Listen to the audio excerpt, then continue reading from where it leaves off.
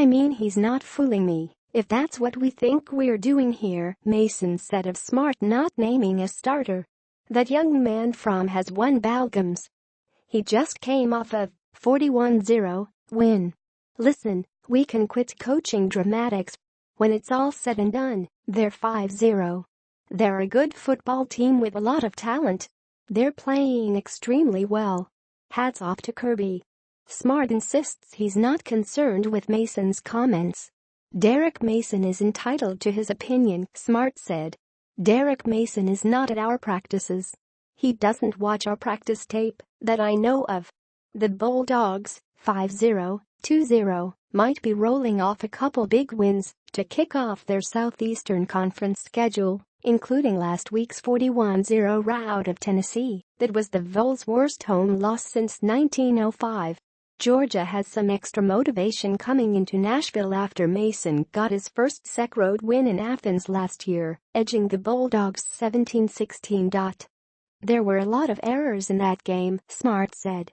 Still, Georgia is looking for another win to match the Bulldogs' best start since 2012, when they earned a spot in the SEC championship.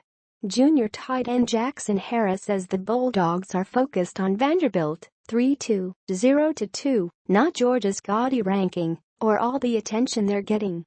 "Honestly, we don't even pay attention to it," Harris said. "Here are some other things to know about Georgia's visit to Vanderbilt. Four-headed monster. Mason may be expecting Fromm at quarterback, but Vanderbilt is preparing for what the coach called a four-headed monster thanks to seniors Nick Chubb and Sony Michel leading a talented group of running backs. Georgia is averaging 237.4 yards on the ground, led by Chubb with 480 yards and 6 touchdowns this season. Michel is averaging 5.4 yards per carry, with Dander Smith picking up 7.3 yards on each of his runs. They've got a boatload of talent in the backfield," Mason said. Stingy D. Georgia comes in having given up just 3 points in the past 2 games with a 6-quarter scoreless streak that has the Bulldogs ranked second nationally in scoring defense, giving up a mere 9.2 points per game. They rank behind only Alabama, which shut out Vanderbilt 59-0 last month. Doors challenge. Vanderbilt ranked among the nation's best in scoring defense too, before starting a grueling stretch featuring 4 ranked teams in as many weeks.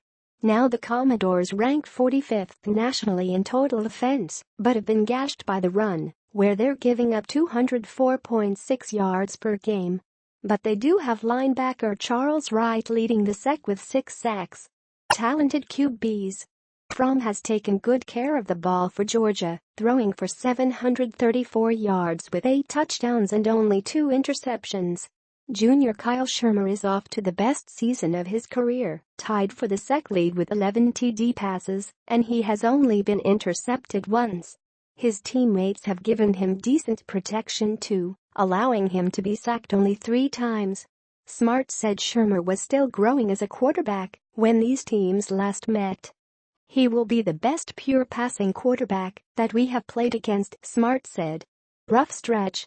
Not only is Vanderbilt playing 4 ranked teams in consecutive weeks for the first time in school history, that stretch also includes 2 of the nation's top 5 programs.